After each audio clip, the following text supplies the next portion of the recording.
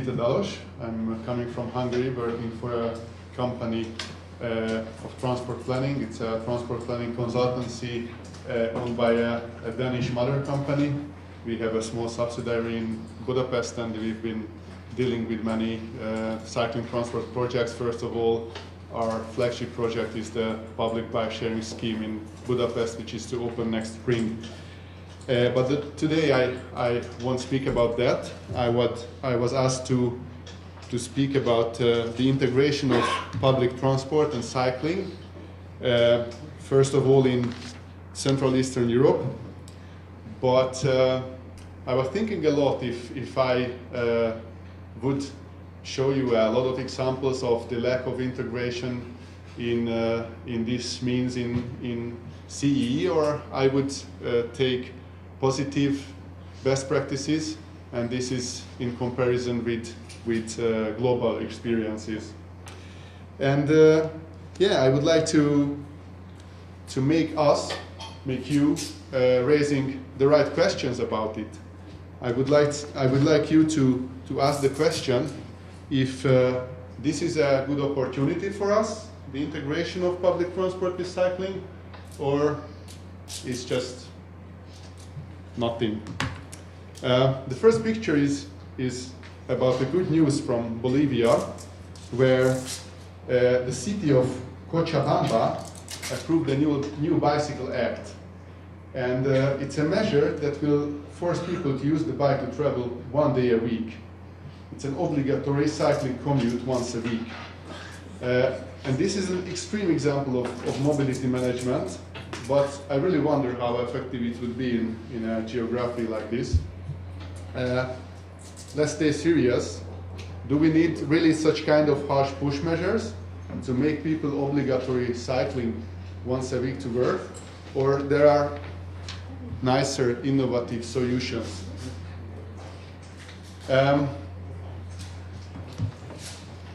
Bike is not a typical regional transport means due to technical and human factors, but combined rail and cycle usage can be improved by positive discrimination with the help of several incentives. And I try to collect these. The following should in this regard to be taken into consideration: the characteristics of the potential users, the characteristics of the trips, and making integrated services. Let me show you an example.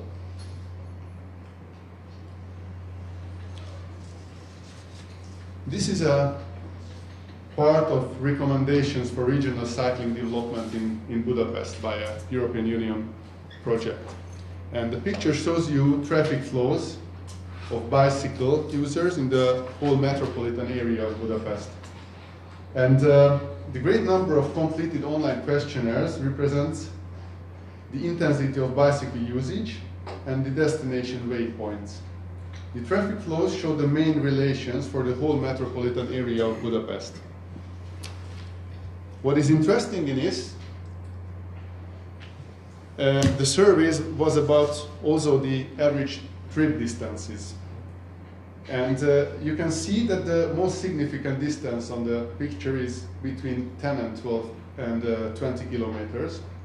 Regarding also the integrated trips with public transport. It means a huge demand, and the authority in Budapest asked themselves how they can fulfill this demand. With a better service or with a better integration of public transport and cycling. I will show you an example for that as well, what was the answer for that. But let's start again with a worst example, just as an introduction again, from Valencia, where I've been now for 5 weeks. This is really a worst practice. A planned rail line, not thinking about the effect in the city. Look at this family in the background cycling, and they are trying to desperately find a way to the seaside, but there is a fence. They cannot go by bicycle, they cannot go by walk, they cannot go by public transport there because the rail line is just crossing the city without anything. About the demand in Budapest. It's a picture about a main railway station already used by a lot of cyclists. In the background there is a bike and ride parking station full, way full. It's not new. We have this in the past 30 years. This is a public bike and ride station, €1 per day. You can leave your bicycle there in the suburb. A classic integration. I talked about the parameters of choosing the right location of public bike and ride stations. This is a hotspot in Budapest at the foothill of Buda, highly used because of an ideal location, always full with bicycles. A worst practice. This is an unintegrated infrastructure above a rail line in Budapest. You can see the desperate face of my son coming down there, the first time of his life. It's just not comfortable for children, it's not comfortable for the elderly, and it's not an integrated service. If you would have planned this in advance with the rail line, it could have been much better for all the target groups. Like this kind of push ramps. This is a picture from Copenhagen where every single stairway is equipped with this kind of push ramps. And this means that the accessibility of the railway stations, of every single public transport stations, are much more easy. And this occurs in new users of the public transport as well. Looks very simple. It's very cheap. Plastic cover on the push ramp in Austria, which means it's also easy to push it down on the stairs. You don't need to brake so hard. And this is also going to a railway station there. And if the stations are accessible, how we can increase the service level? With very simple details, we can increase it. For example, in Copenhagen, they use these flexible racks on board.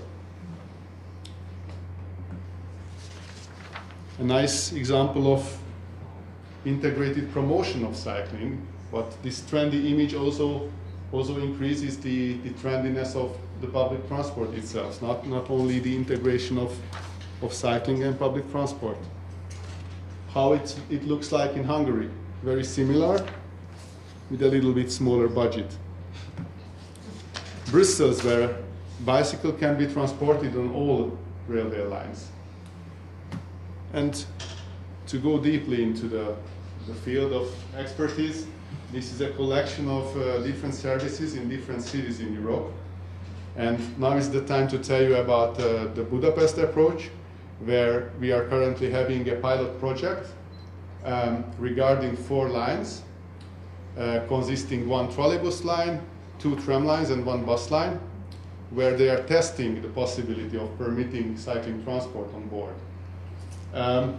The pilot project has been going in 2 weeks now, with a limited success. There has been, according to my information, altogether 17 cases in that designated tram line with combined transport.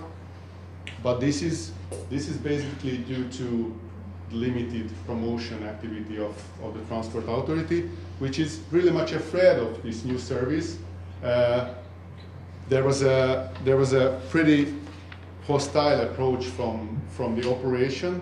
They are struggling to make understand the operation service that this is a very important new service of the company, but still on the leader level there is a very strong commitment, and I'm sure they will push through, and after the success phase of the pilot project they will go further. And it's not new.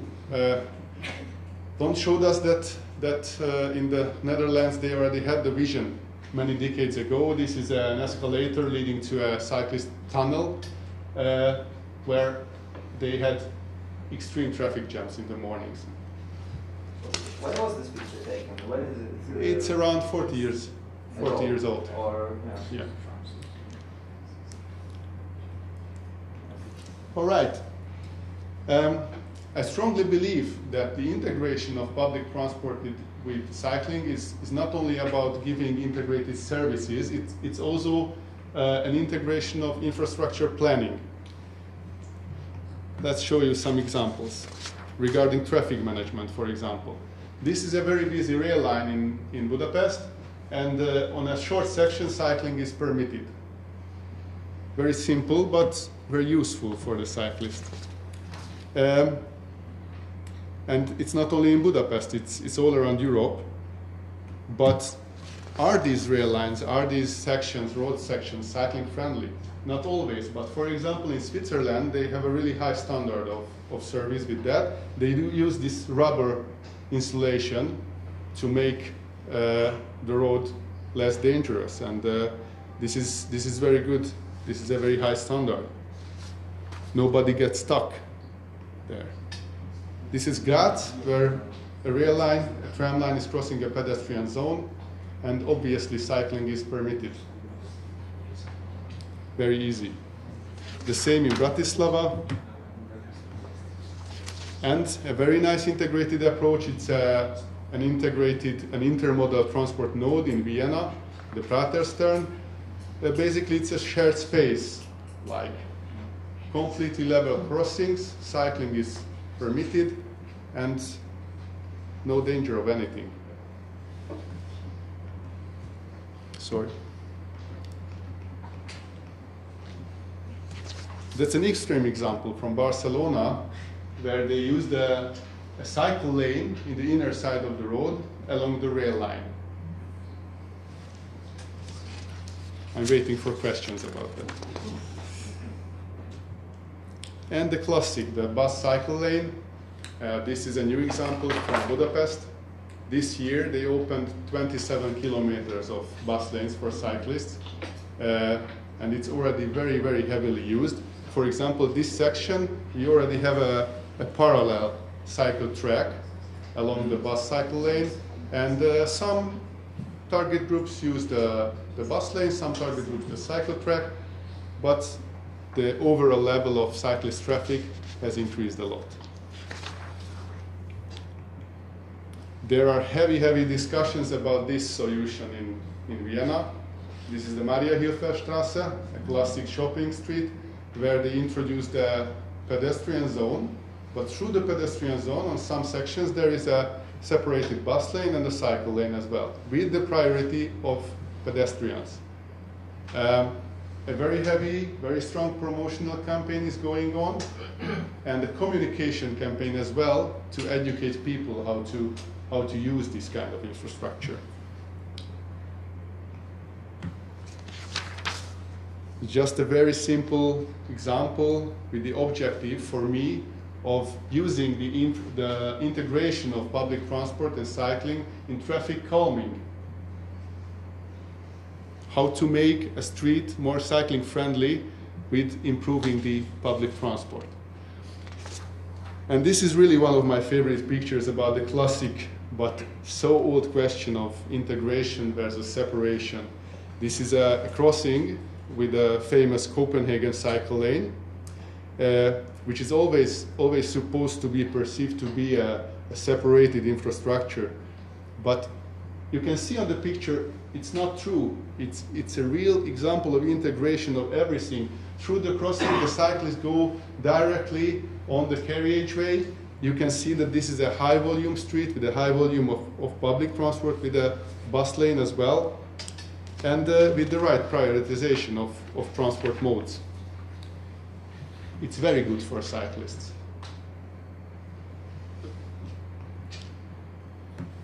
About intermodality, I made this picture in Valencia the last week. This is an ideal example of how to combine cycling, public cycling, with the traditional public transport. they located the public bicycle station 5 meters from the tram line. And the extra is why I took this photo. They also accommodated some traditional cycling racks next to the public bicycle docking stations. And the result is very nice. They introduced the public bicycle system 4 years ago, before urban cycling was completely non-existent in Valencia, and since then it has been flourishing. And now, even with a very high level of public bicycle system use, the 2/3 of the overall urban cycling usage is on private bicycles. So it's a very nice synergy of classic cycling, public cycling, and public transport.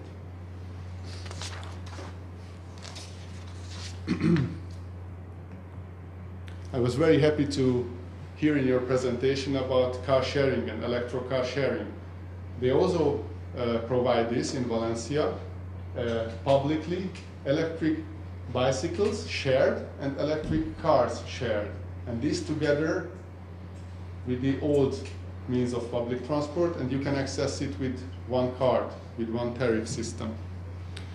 Very innovative.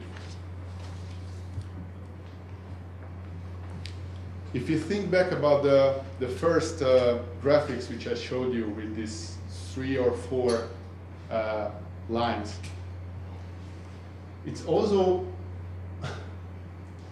very important to emphasize the mindset, the approach, how we integrate, for example, different target groups into cycling. What are their needs? What are their specific needs? This picture is also from Valencia. It's very actual.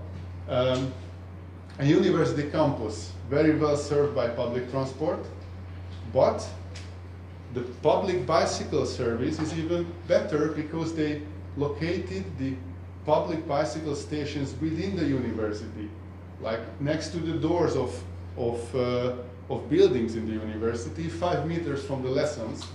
And this means a lot for students because the distance difference is 300 meters. If they take the tram, they don't go from door to door. If they take the public bicycle, they have a door-to-door service. And I know as a planner of a public bicycle system in Budapest that it is not easy to negotiate with so many stakeholders. Like it should have been not easy to locate these stations on the university, which is not a public entity. Also about this, the need of cooperation within the integration of public transport and cycling and public cycling. Here, a municipality staff is cleaning the station of a private company. A very nice example of working together and managing together mobility. Integration means also the integration of information management, for example, in signposting. This is a classic example, but for example, in London, they provide detailed maps along the public bicycle, the Barclays cycle hire. Here, for example, with the graphics of a 5-minute walk zone from each and every station, and you can see that on the map there are the public transport stations as well. It's very easy for the users to use the integrated service. The cycle superhighways, also very famous, and many other cities try to implement this. I'm not concentrating now on the infrastructure and the carriageway. What is interesting here is that the emphasis is always on the public transport stations. Cycle users on the cycle highway can orientate themselves along according to the public transport nodes. Almost the same from Nuremberg with the Norris bike, where they located their public bicycle stations right in the bus stops with an integrated info shield. and one of the nicest public bicycle projects from Mainz, Germany, where the local public transport operator implemented and operates a public bicycle system called the MVG Mainrad. And this is really a full integration, financially and communication-wise as well. You can see this little mascot, this little image character of the service, and it is a cycling bus. What else? This bag is integrated to the bike, and the bag is identical to that of the bag the bus drivers have been using in the past 30 years in Mainz. So everybody knows this bag. Everybody knows the bus drivers going to their buses every morning, carrying this bag, and this makes a very strong commitment, not only for the bus drivers but also for the users. They feel that this is their system, and they feel immediately that the system is part of the public transport. I love this. And it reminds me to another measure. I have some time so I can tell you this. I don't have any photo about this. I remember when they introduced bus and cycle lanes in Paris, they equipped some buses with ring bells. So when the bus drivers, the aggressive bus drivers, went after a cyclist and tried to horn them, they used the ring bells. And it was a nice level communication, and also an integrated communication approach. All right.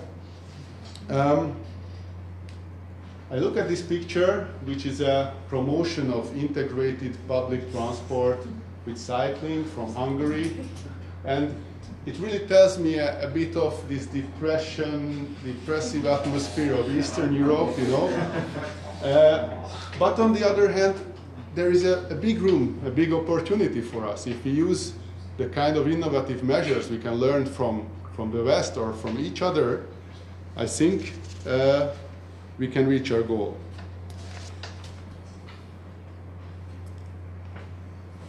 This is just a picture about integrating public transport into cycling, but this is another story. Maybe I will tell you the next time. Thank you very much.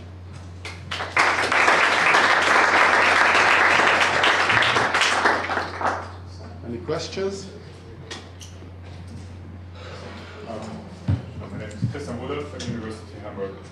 I'd like to know about your opinion about transport the bike inside the trail. You showed some pictures, but and you also showed that most of the companies limit the transportation in peak hours. So Tom said the largest target groups are the commuters. So, but if you restrict them to taking the bike on the train, it might be controversial. So, and I can also understand that if you don't restrict it, you need huge vessels for bicycles. So, what's your opinion? What the companies should do then? Yeah, my opinion is, according to my personal experience from our project and from my overall knowledge in Europe, I think that you have to always adapt the service to the demand. And for starting cities where this kind of service is non-existent, it's a very nice communicational tool.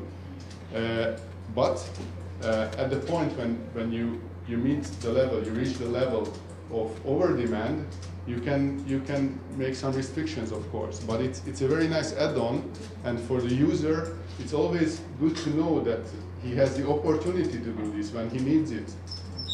And then you can make a switch in his thinking.